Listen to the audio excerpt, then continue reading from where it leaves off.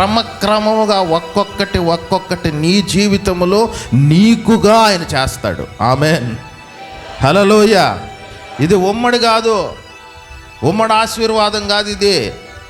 ఇస్సాకు ఏ విధంగా ఆశీర్వదించబడ్డాడు? క్రమక్రమముగా ఆయన వ్యక్తిగతంగా దీవించబడ్డాడు. ఆమేన్. ఉమ్మడి ఆశీర్వాదం కాదు ఇది, క్రమక్రమముగా దీవించబడ్డాడు.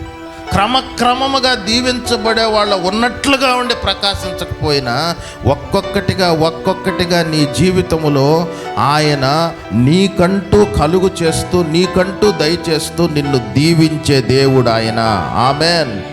అది ఎలా సాధ్యము అంటే ఆయన మహిమ వలన నిన్ను ఆర్థికంగా, ఆత్మీయంగా క్రమక్రమముగా వృద్ధి చేయునుగాక.